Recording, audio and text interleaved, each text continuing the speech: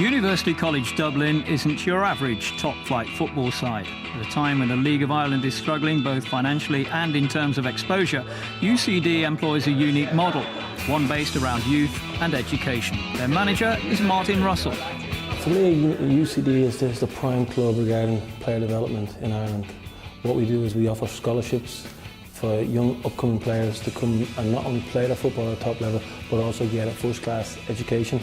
And we think with those two things going side by side, it equips any young player for going forward in the game.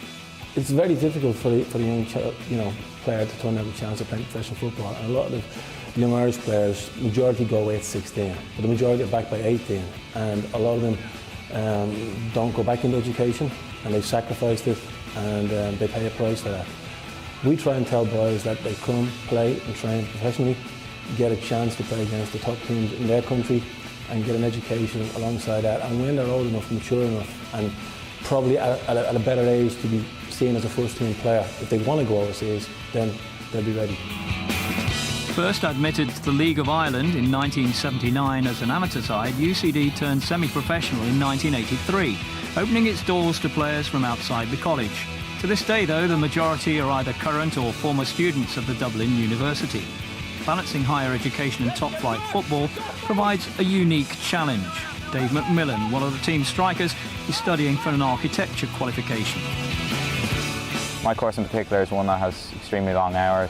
So, I'm studying right up until training, and then sometimes, I'll finish training at 8 o'clock and I might have to do a bit extra study. So that can be difficult.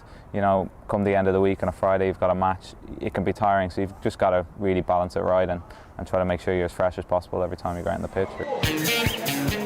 UCD's football scholarship programme has been running for over 20 years, ensuring a continuous supply of talent for the domestic league and beyond.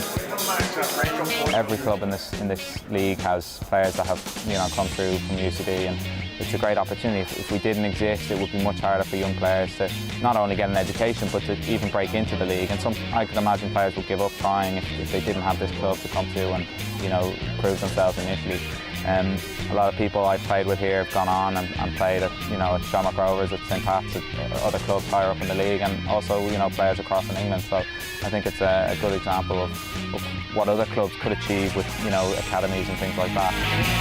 While the route to a long career in Ireland is one well trodden by UCD alumni, it's the dream of playing abroad that continues to capture players' imaginations. Paul Corrie is the most recent example. Paul Corrie was a lad that I watched in schoolboy football, and we approached Paul about signing. At the time, he had an offer of a 1-year professional contract in England with Burnley. He decided to turn that down, and he completed a 3-year degree course here at UCD. During that time, he's played over 100 games for the first team, and there recently he's moved to Sheffield Wednesday in the Championship. It's a source of inspiration for the whole squad, including captain Mick Leahy. All of us are obviously very jealous of that. Delighted for him in one way, but jealous as well, and we kind of want the same thing as that. I think everyone here wants to try and make it in football if they can. Obviously, it's tough to do here as a full professional. Obviously, maybe move on to one of the bigger clubs here, but if not, move on to England and to get a club over there. UCD AFC undeniably benefits from its association with the university. While some clubs struggle for facilities, the students have access to arguably the best setup in the league. But with a much smaller fan base, there's pressure to raise extra income. During the summertime, we run an 8-week summer camp for kids in the area.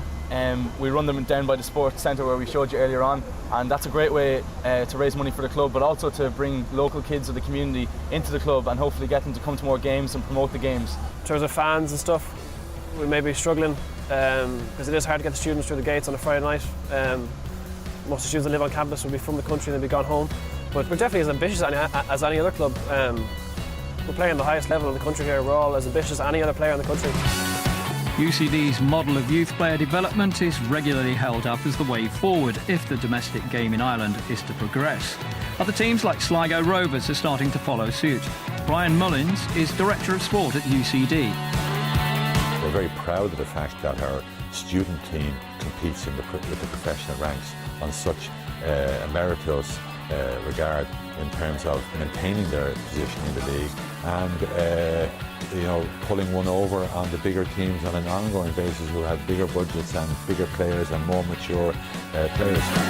UCD welcomed Bohemians during FIFA Futbol Mundial's visit. After a successful recent run, Martin Russell's side looked to be on course to another victory when the visitors were reduced to 10 men after just 4 minutes.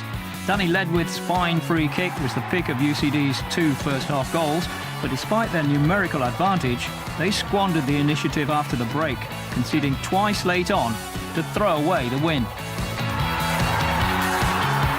We have 4 games left now. We're going to try and play as well as we can in those 4 games. Try and get as many points as we can, and then hopefully, the nature of the club, we usually lose a few players at the end of the season, so hopefully we can keep most of this squad together and maybe add a couple of players and be even stronger next season with the experience of this season.